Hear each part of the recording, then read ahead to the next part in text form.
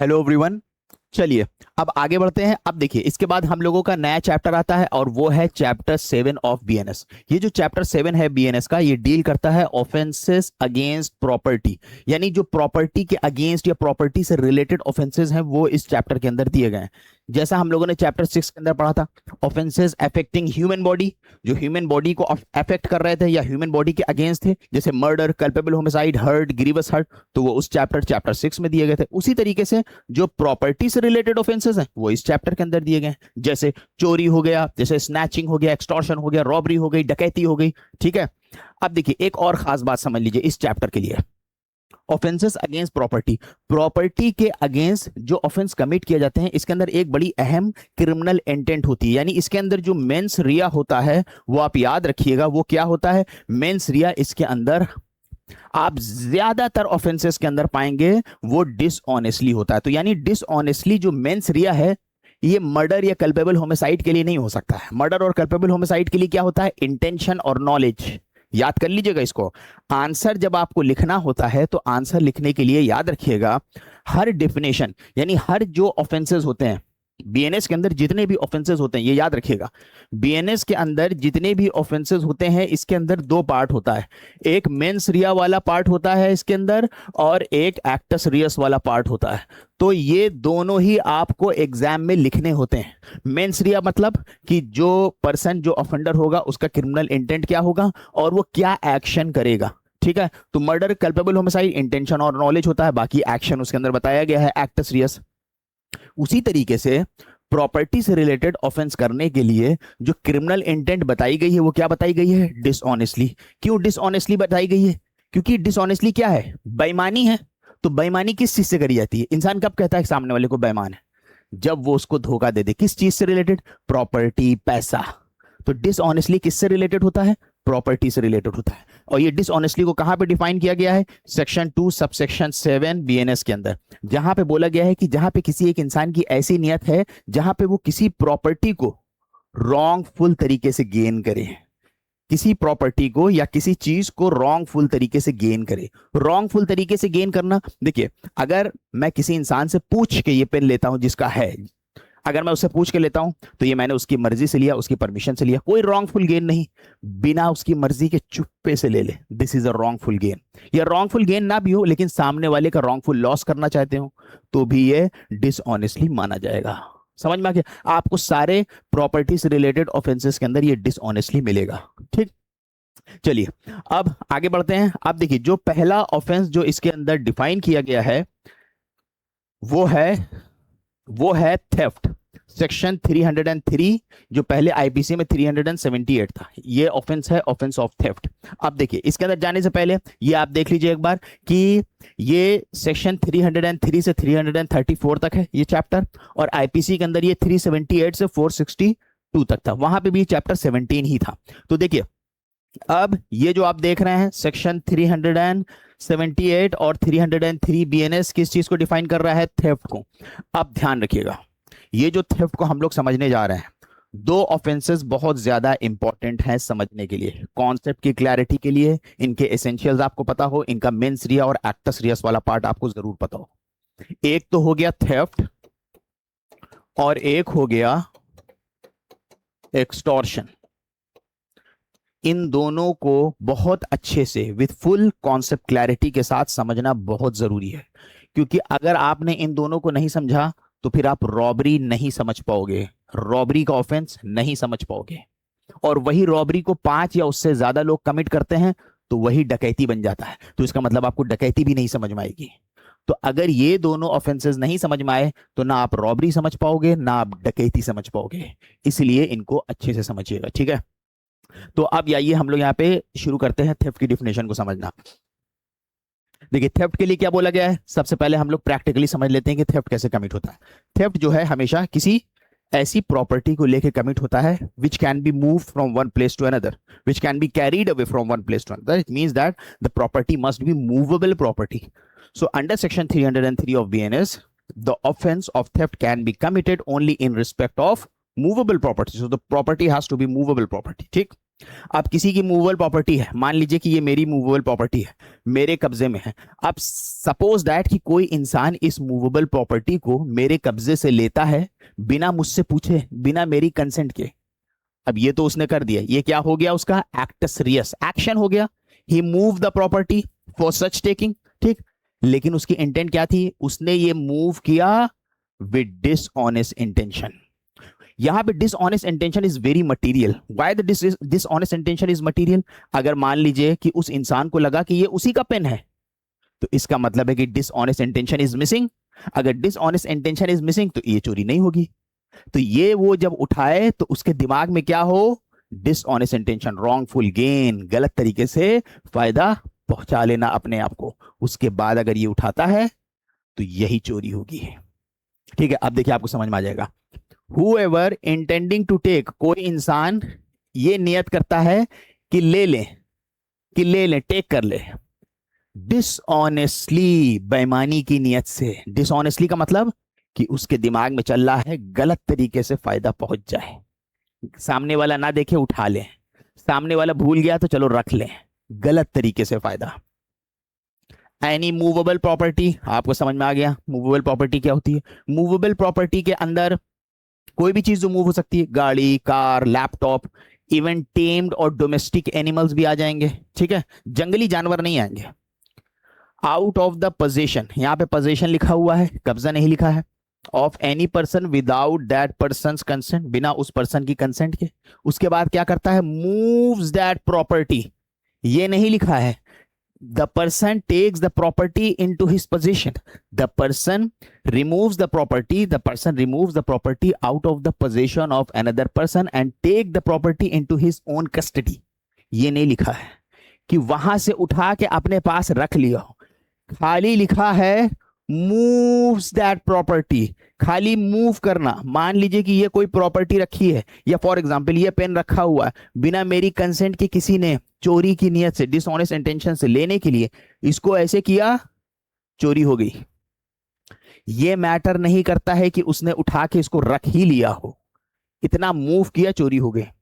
Move के अंदर क्या हो सकता है, देखिए मूव के अंदर एक तो ये भी हो सकता है कि इंसान अपने पावर से मूव करे।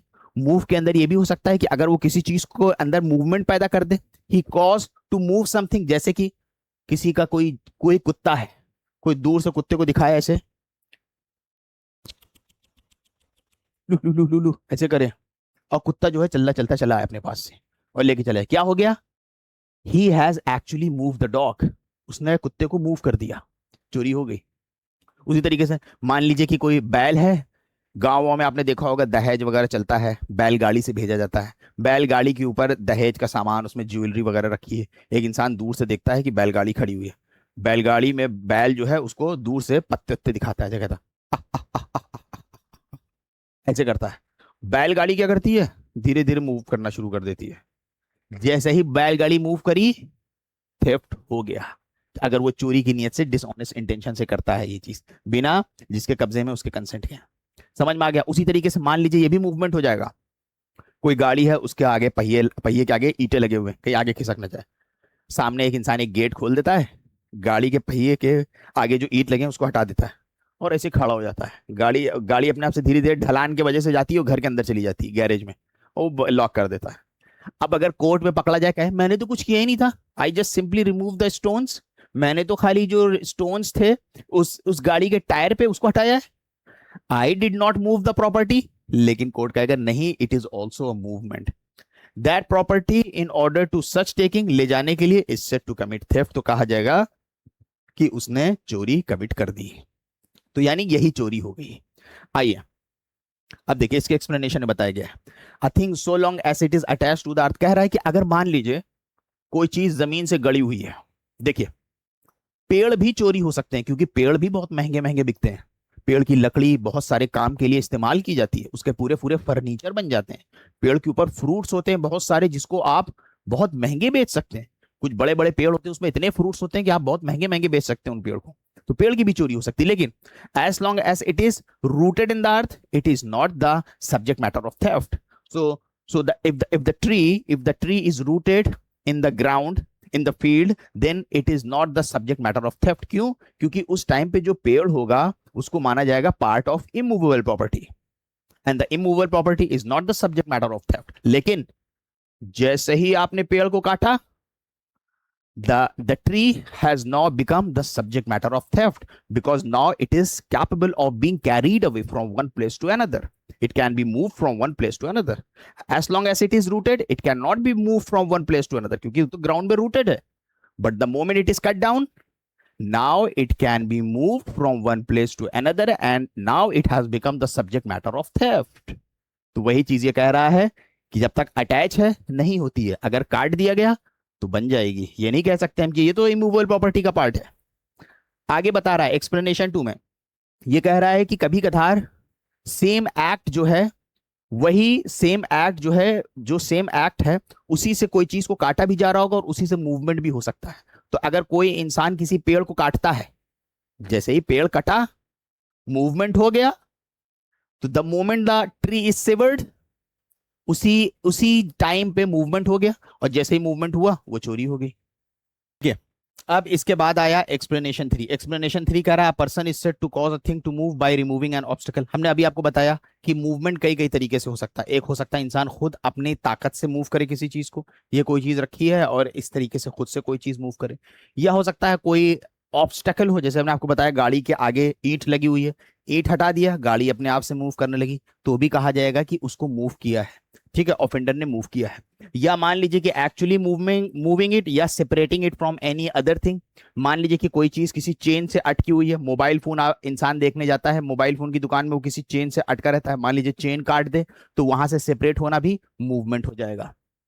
आइए explanation 4, a person who by any means cause an animal to move. हमने आपको बताया कि अगर कोई इंसान किसी मींस के जरिए एनिमल को मूव करवाता है, जैसे कि इंड्यूस करके, कोई बेट दिखा के, किसी तरीके से, उसको भी मूवमेंट माना जाएगा। और एनिमल के साथ अगर कोई चीज मूव हो रही है तो उसको भी माना जाएगा कि आपने उस चीज को मूव कराया। ठीक है, उसके साथ साथ बताया गया कंसेंट जो है इसके अंदर जो बोली गई है वो कंसेंट एक्सप्रेस भी हो सकती है और इंप्लाइड भी हो सकती है। डायरेक्ट तौर पे कंसेंट कर दें कि हाँ ले जाओ, इंप्लाइड कंसेंट हो, हमें पता है आप मेरे दोस्त हैं, हमने आपको इंप्लाइड कंसेंट दी हुई है कि तुम्हें अगर जरूरत पड़े तो तुम मेरी बुक ले जा सकते हो, बाइक ले जा सकते हो, दैट इज इंप्लाइड कंसेंट। ठीक है, आइए आगे बढ़ते हैं। आइए अब देखिए इसके कुछ इलस्ट्रेशन हम लोग देखते हैं। देखिए, A cuts down a tree on जेड्स ग्राउंड। ए जो है जेड के ग्राउंड पे ट्री को काटता है with the intention of dishonestly taking, यानी उस ट्री को ले जाने के लिए। ट्री आउट ऑफ जेड्स पोजीशन, जेड के पोजीशन से विदाउट जेड्स कंसेंट, और बिना जेड के कंसेंट के। As soon as A has severed the tree, जैसे ही ट्री काटता है, जैसे ही ट्री कटा मूवमेंट हो गया। In order to such taking he has committed theft. समझ आ गया आपको? अब देखिए उसी तरीके से A puts a bait for dogs. मान लीजिए कि डॉग्स के लिए कोई बेट दिखाता है, यानी मान लीजिए कि डॉग को जो है इंड्यूस करता है कोई चीज दिखा के, कोई चीज बोल के कि कुत्ता जो है उसके तरफ मूव करने लगे। अब कुत्ते भी बहुत महंगे महंगे आते हैं, हॉर्स भी बहुत महंगे महंगे आते हैं, किसी का कोई हॉर्स लेके चला जाए, गाय लेके चला जाए, डॉग लेके चला जाए, लेकिन एनिमल जो है वहां पे वो डोमेस्टिक और टेम्ड एनिमल की बात हो रही है, वाइल्ड की बात नहीं हो रही है, जंगली की नहीं, जो किसी के पोजीशन में नहीं है, जिसको कोई ओन नहीं करता है। तो अगर वो करेगा, मूव करता है डॉग को, तो डॉग जैसे ही मूव होना शुरू हुआ चोरी हो गई। सेम चीज बुल लॉक के साथ, जो बैलगाड़ी है जैसे ही मूव होना शुरू हुई चोरी हो गई। उसी के साथ साथ अब देखिए एक चीज और, मान लीजिए कि कोई इंसान मेरे घर में आता है, मेरा पेन देखता है, वो समझ जाता है कि ये पेन इस डिजिटल बोर्ड पे यूज करने के लिए काम आता है, उसको पता है ये बोर्ड। अब वो मान लीजिए कि वो इंसान की नीयत खराब हो जाती है, विद द डिसऑनेस्ट इंटेंशन वो क्या करता है, इस पेन को यहां से जहां पे ये बोर्ड पे लगा रहता है वहां से उठाता है। अब उसको पता है कि अगर मैंने अभी तुरंत अपने जेब में रख लिया, एंड सपोज दैट कि अगर सर्च और इंस्पेक्शन हुई and somehow it is found in my pocket, people will think that कि आई एम अ थीफ, मैं ही चोर हूं। तो वो क्या करता है, मेरे ही घर में एक कारपेट के नीचे पेन छुपा देता है कि कल फ्यूचर में जब ये भूल जाएंगे फिर मैं इनके घर आऊंगा, उसी कारपेट से निकाल लूंगा। अब सवाल ये उठा कि अगर उसने कारपेट के नीचे उठा के रखा पेन यहां से, क्या चोरी हो गई? तो इसका जवाब है हाँ, चोरी हो गई। इंपॉर्टेंट क्या है, पहला movement with dishonest intention is enough for the charge of theft to be attracted. तो जो पहला मूवमेंट हुआ था वो इनफ हो जाएगा थेफ्ट के चार्ज के लिए। ठीक है, आइए आगे बढ़ते हैं। अब इसमें अगर मान लीजिए कि कोई इंसान अपने अपने नौकर को कोई सामान देता है, नौकर लेके भाग जाता है, तो ये चोरी हुई कि क्रिमिनल ब्रीच ऑफ ट्रस्ट हुआ? तो याद रखिए ये चोरी होगी। क्यों? क्योंकि अगर आपका कोई सामान आपके बीवी के पास है, आपके क्लर्क के पास है, आपके सर्वेंट के पास है, तो माना जाएगा कि ये आपके ही पोजीशन में है। सेक्शन 3 सबसेक्शन 3 बीएनएस के अंदर बताया गया है। ठीक है, आइए आगे बढ़ते हैं।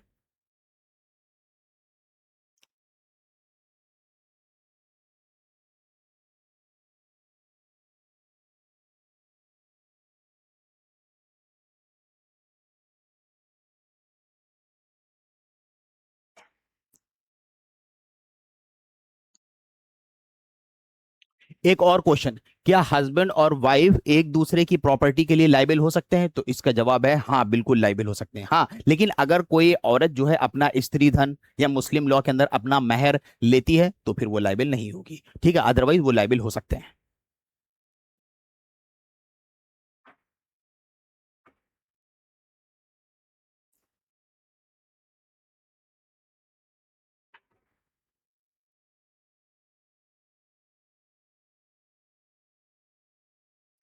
अब देखिए, इस केस के अंदर ये सवाल उठा, K N Mehra versus state of Rajasthan 1957, ये सवाल उठा कि अगर मान लीजिए कि कोई चीज को डिसऑनेस्ट इंटेंशन से थोड़े टाइम के लिए मूव किया गया, फिर बाद में यहां पे लाके रख दिया गया, क्या ये चोरी हुई? मतलब अगर थोड़ी टाइम के लिए कोई चीज चोरी करी गई, फिर बाद में जाके उसको रिस्टोर कर दिया गया, क्या ये चोरी हुई? तो देखिए इसका जवाब है हाँ, अगर चोरी थोड़ी देर के लिए भी होगी फिर भी वो चोरी होगी। ठीक है, एक और केस है।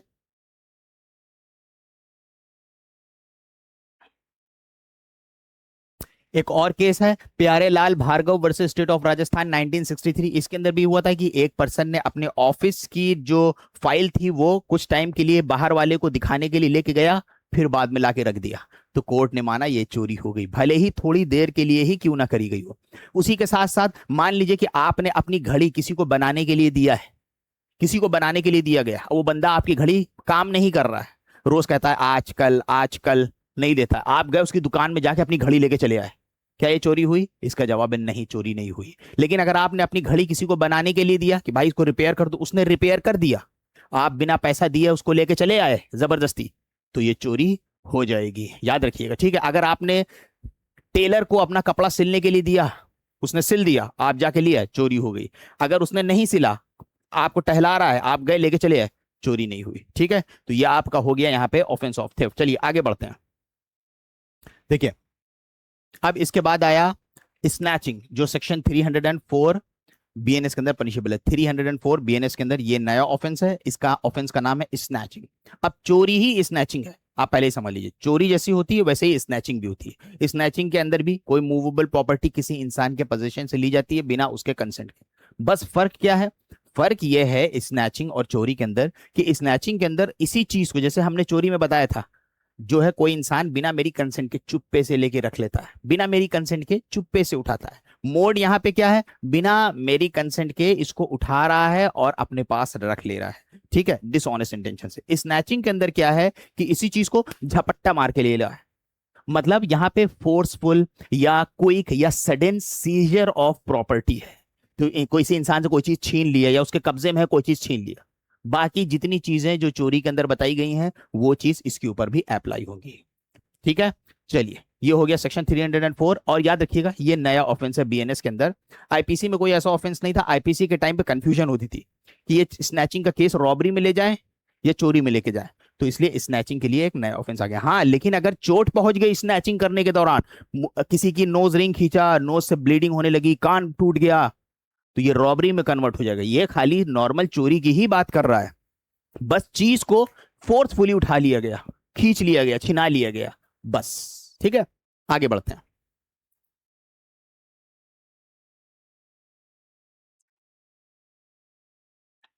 इसके बाद सेक्शन 305 आता है। सेक्शन 305 बताता है कि अब जैसे कि हम लोगों ने 303 के अंदर नॉर्मल चोरी की डिफिनेशन पढ़ी थी, वो नॉर्मल चोरी की डिफिनेशन कहां पे अप्लाई होता है? इंसान रोड से जा रहा है, किसी की साइकिल पड़ी, उठा के लेके चला गया, तो ये तो बाहर बाहर उसने कमिट कर दिया।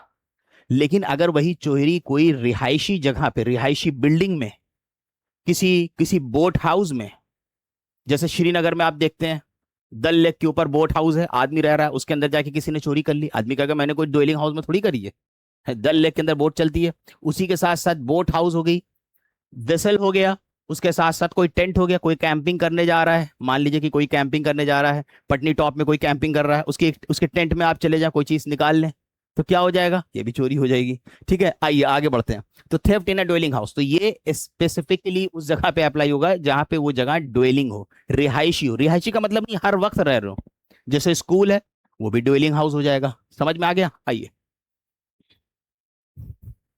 सेक्शन 306, थेफ्ट बाय क्लर्क और servant of property in position of master. 306, अब देखिए नॉर्मल कोई इंसान चोरी करेगा तो सेक्शन 303 के अंदर डिफाइन करी गई, पनिशमेंट बताई गई है। लेकिन if the theft is committed by one person's own clerk और servant, so if the theft is committed by clerk, one person's clerk or servant, it is treated more seriously because it is more grave in nature. Why it is more grave? Because here it involves the trust. So it involves the trust of the employer or the master. तो अब since the situation of the trust is involved, तो वही चोरी जो है जो और ज्यादा ग्रेव हो जाएगी और सीरियस हो जाएगी, सजा बढ़ जाएगी बस।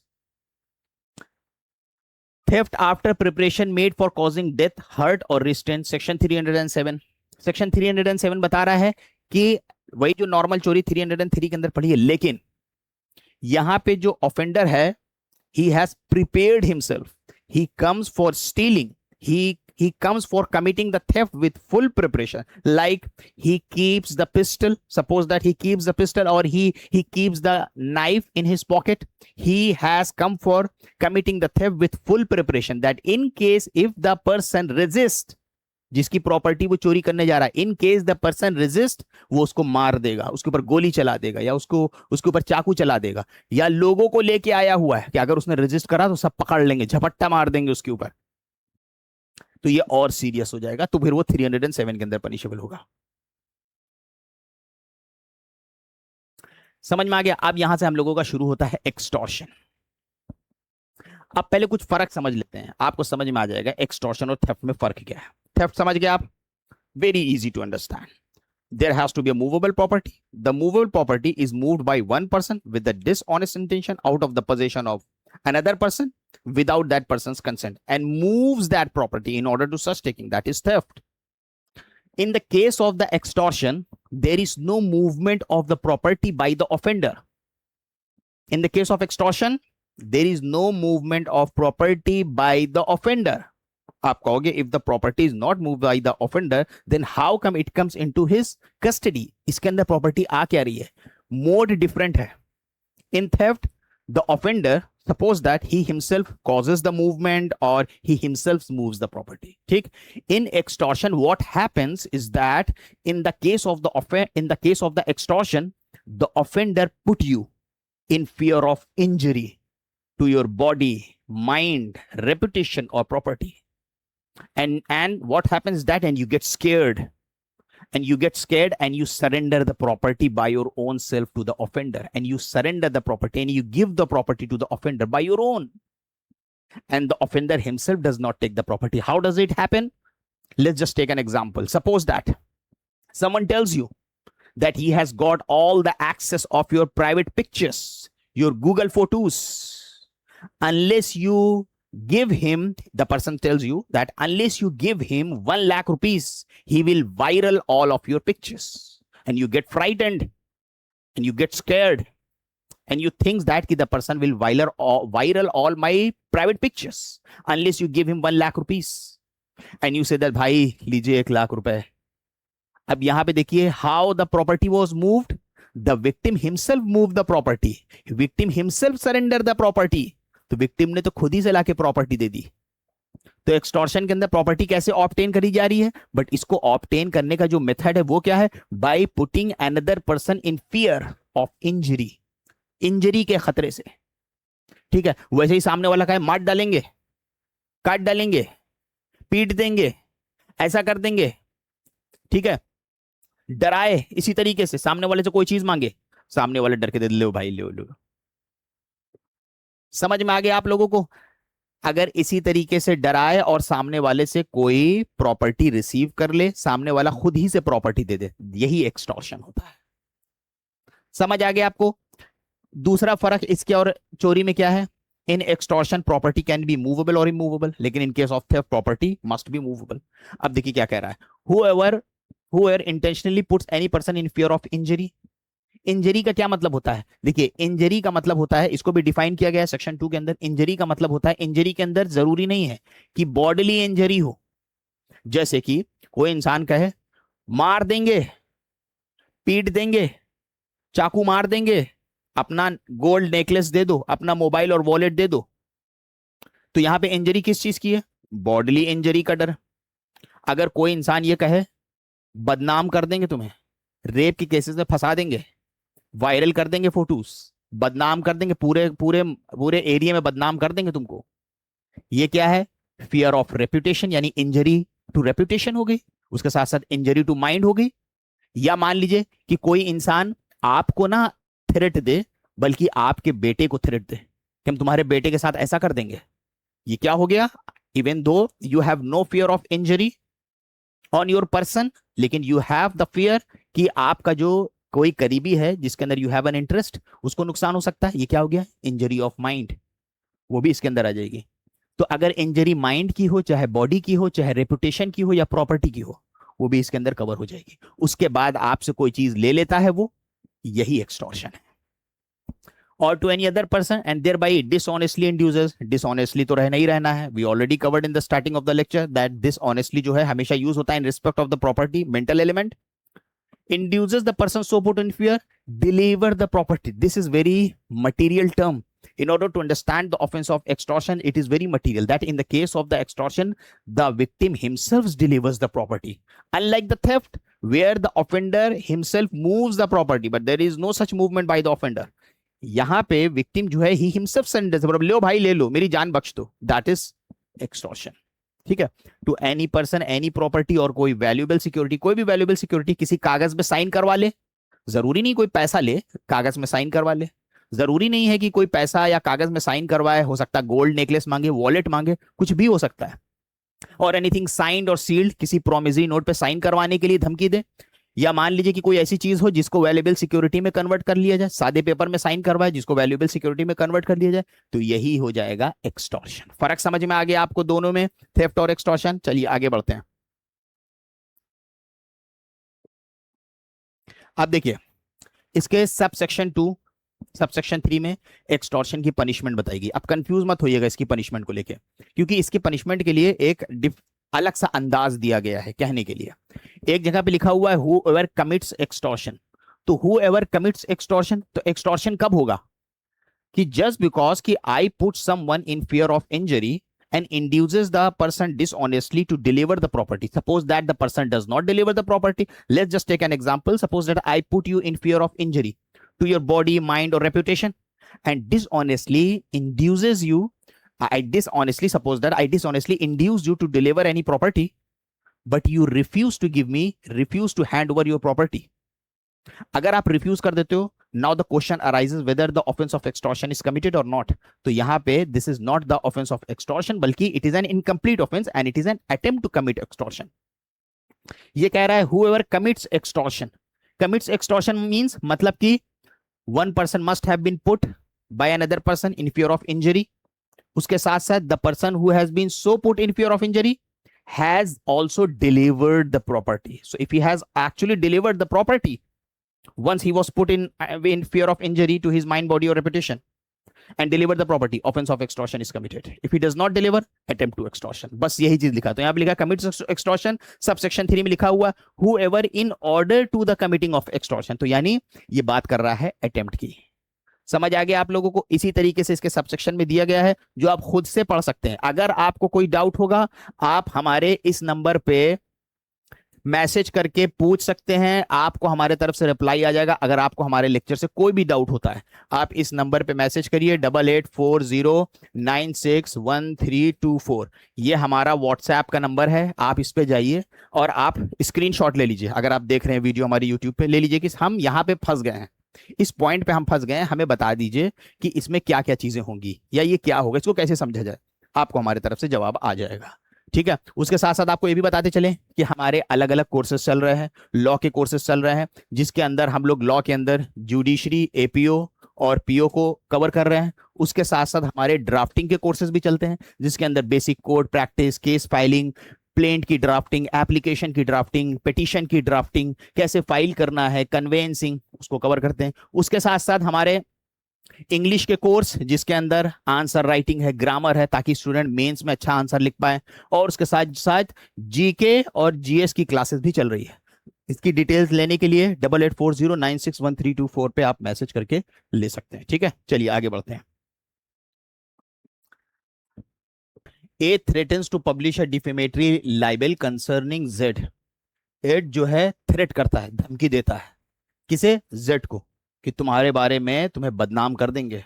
Unless Z gives him money, unless कि जेड उसको पैसा दे। He thus induces Z to give him money, और जेड उठा के फिर पैसा दे देता है।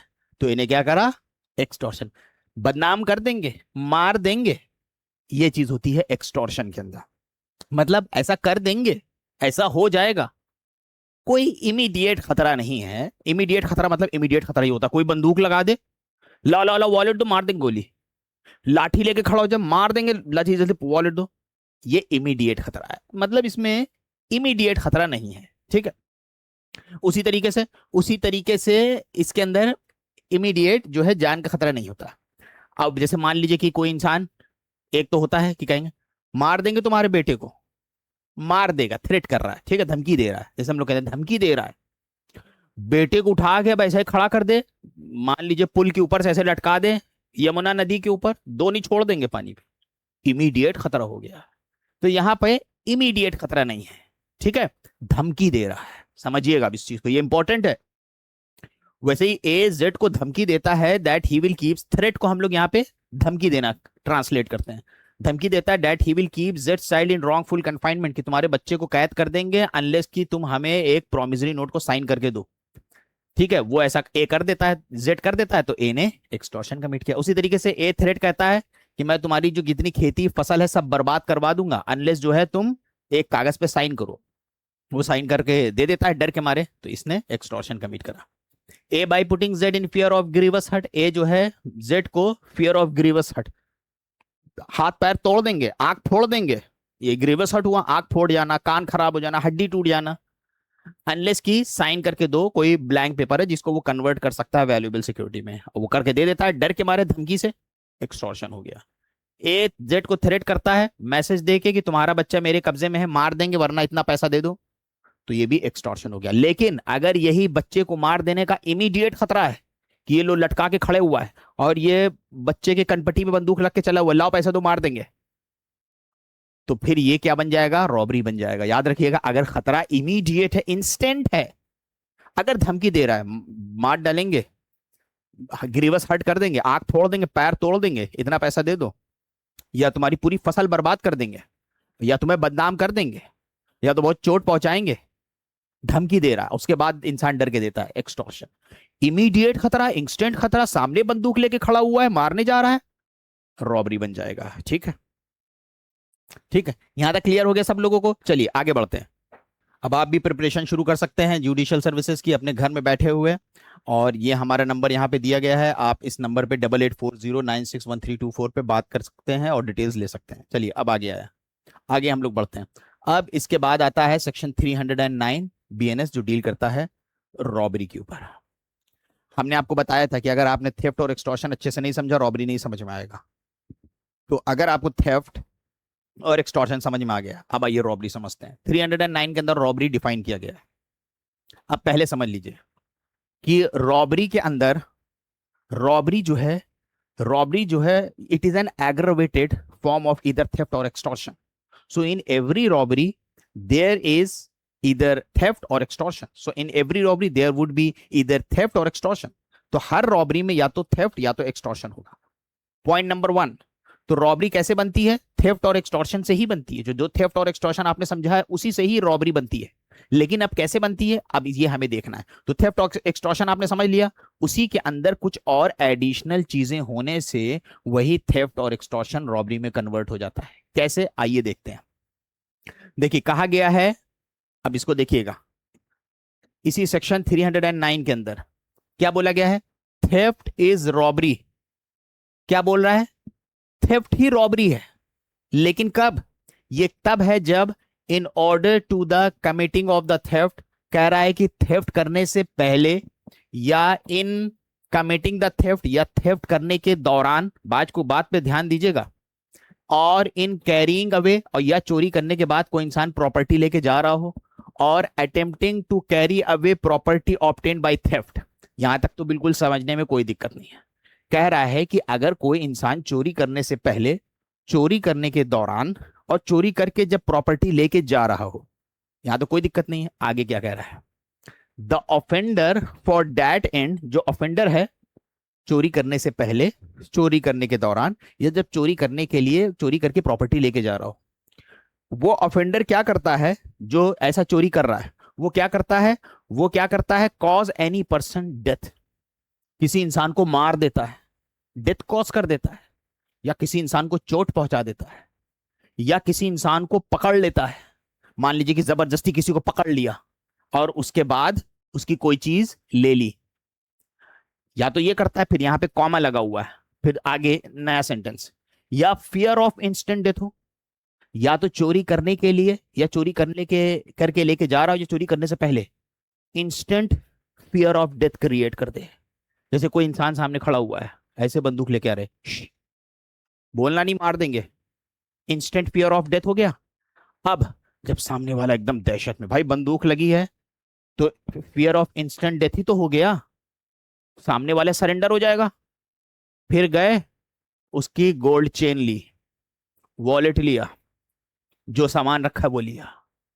अब देखिए, नॉर्मल चोरी में क्या हो रहा था? ये कोई चीज है सामने वाले की, फॉर एग्जांपल गोल्ड चेन को चुप्पे से ले लिया, वॉलेट चुप्पे से निकाल लिया, ये हो रहा था नॉर्मल थेफ्ट में। अब इंसान डंके की चोट पे चोरी कर रहा है, ऐसे बंदूक लगा के आ रहा है। ये मैं एक एग्जांपल दे रहा हूं, फियर ऑफ इंस्टेंट डेथ किसी भी तरीके से हो सकता है वो, ये मैं एक बंदूक का एग्जांपल दे रहा हूं। खामोश, बोला मार दूंगा, ले लिया। अब वही जो थेफ्ट है, जो सिंपल थेफ्ट था, अब वो रॉबरी में कन्वर्ट हो जाएगा।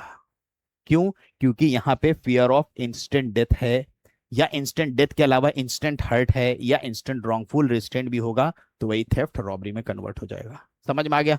दूसरा कह रहा है एक्सटॉर्शन रॉबरी कब बन जाएगा? एक्सटॉर्शन कह रहा है रॉबरी तब बन जाएगा, एक्सटॉर्शन रॉबरी तब बन जाएगा जब at the time of committing the extortion, जब जिस वक्त ऑफेंडर एक्सटॉर्शन कमिट कर रहा होगा, is in the presence of a person put in fear. देखिए, एक तो ये भी हो सकता है, किसी इंसान को कॉल करके कह दो मार देंगे वरना 1 लाख रुपए दे दो, ये भी हो सकता है, ऐसे भी धमकी दे सकता है। अब पहली पॉइंट क्या है कि जो ऑफेंडर है वो मौजूद है। जैसे मान लीजिए कि अगर मैं आपको धमकी दे रहा हूं, अब मैं धमकी भी दे रहा हूं और मैं यहां पे मौजूद भी हूं, सामने खड़े होकर धमकी दे रहा हूं। एक तो हो सकता है इंसान फोन से धमकी दे, मैसेज भेज के धमकी दे। अब यहां पे क्या हो रहा है कि इंसान मौजूद है एंड कमिट्स एक्सटॉर्शन। अब वो एक्सटॉर्शन कमिट कर रहा है by putting that person in fear of instant death. अब इसके अंदर जो एक्सटॉर्शन कमिट कर रहा है वो सामने वाले को इंस्टेंट डेथ के फियर में रख के कर रहा है। इंस्टेंट फियर ऑफ डेथ, देखिए आप अपने दिमाग से जितने भी चीजें सोच सकते हैं कि आपको कहां पे लग सकता है कि इंस्टेंट फियर ऑफ डेथ। जैसे कोई इंसान चाकू लेके गर्दन पे लगा दे, इंस्टेंट फियर ऑफ डेथ हुआ। बंदूक लगा दे, इंस्टेंट फियर ऑफ डेथ हुआ।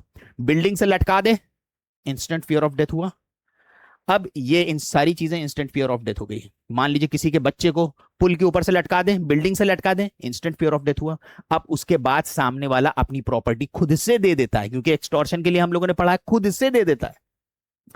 तो यानी अगर किसी को बंदूक लगा के instant fear of death create करा, अगर अपने हाथ से लिया उसकी वॉलेट पर्स पैसा, तो ये हो जाएगा रॉबरी बाय थेफ्ट।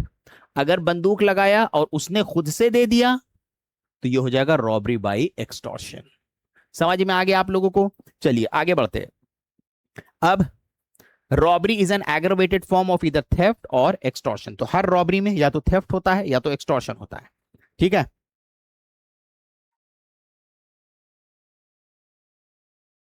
अगर अगर एकदम सरल से शब्दों में हम लोग समझें, तो अगर थेफ्ट के अंदर वायलेंस का इस्तेमाल कर दिया गया तो वही थेफ्ट जो है रॉबरी में कन्वर्ट हो जाता है। सिमिलरली एक्सटॉर्शन के अंदर क्या है कि अगर इंसान जो एक्सटॉर्शन कमिट कर रहा है वो मौजूद भी है विक्टिम के पास, और उसके साथ साथ इंस्टेंट फियर ऑफ डेथ या हर्ट या रॉन्गफुल रिस्ट्रेंट क्रिएट कर देता है, तो वही एक्सटॉर्शन जो है वो रॉबरी में कन्वर्ट हो जाएगा। ठीक है, अब यहां तक आपने समझ लिया। अब इसके बाद जो ऑफेंस आता है वो है ऑफेंस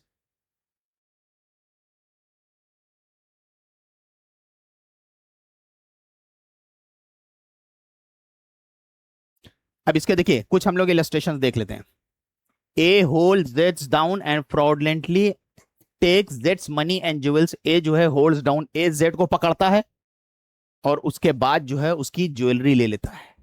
तो जबरदस्ती करा, वॉयलेंस का इस्तेमाल करके लिया, क्योंकि चोरी के अंदर तो चुप्पे से लिया जा रहा है। जबरदस्ती लिया पटक के, रॉबरी हो गया।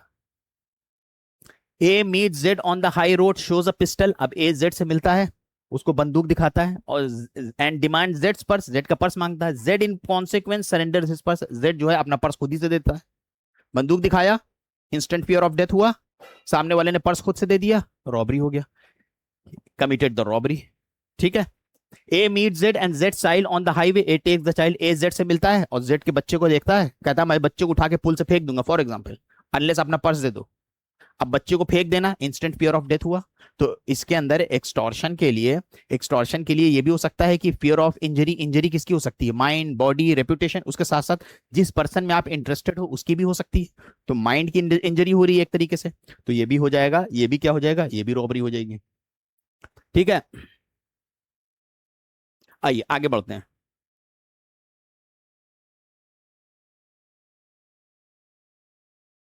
अब इसके बाद आया सेक्शन 310। अब देखिए सेक्शन 310 जो है वो डिफाइन करता है डकैती को। अब अगर आपको थेफ्ट समझ में आ गया, एक्सटॉर्शन समझ में आ गया, रॉबरी समझ में आ गया, तो अब आपको डकैती अपने आप से समझ में आ जाएगा। डकैती क्या है? अगर वही रॉबरी को जो अभी हम लोगों ने पढ़ा 5 या उससे ज्यादा लोग मिल के करते हैं, कंजॉइंटली कमिट करते हैं, वही रॉबरी जो है डकैती में कन्वर्ट हो जाएगी। तो वो जो रॉबरी हम लोगों ने पढ़ा, अगर उसको 5 या उससे ज्यादा लोग मिल के कमिट करते हैं तो वही रॉबरी डकैती में कन्वर्ट हो जाएगी। ठीक है, और याद रखिएगा डकैती एक ऐसा ऑफेंस है जिसके अंदर अगर इसकी आप प्रिपरेशन करते हो, कुछ ऐसे ऑफेंसेस हैं जिनकी प्रिपरेशन करना भी ऑफेंस होता है। कुछ ऑफेंसेस है, सारे नहीं, सिर्फ बहुत सिलेक्टेड ऑफेंसेस है। आमतौर पे हर ऑफेंस का अटेम्प्ट पनिशेबल होता है लेकिन प्रिपरेशन का पनिशेबल नहीं होता है। लेकिन डकैती ऐसा ऑफेंस है जिसका प्रिपरेशन भी पनिशेबल होता है। ठीक है, तो आई होप कि आप लोगों को यहां तक क्लैरिटी आई होगी। आज के लेक्चर में बस इतना ही। अब आपको फिर अनाउंस करते हुए चलें कि हमारे लॉ की, जुडिशरी, पीओ, एपीओ की क्लासेस, ड्राफ्टिंग की, जीके जीएस और इंग्लिश की क्लासेस चल रही है। हमारे कोर्सेज की ज्यादा डिटेल्स जानने के लिए आप इस दिए गए हुए नंबर पे बात करके डिटेल्स ले सकते हैं।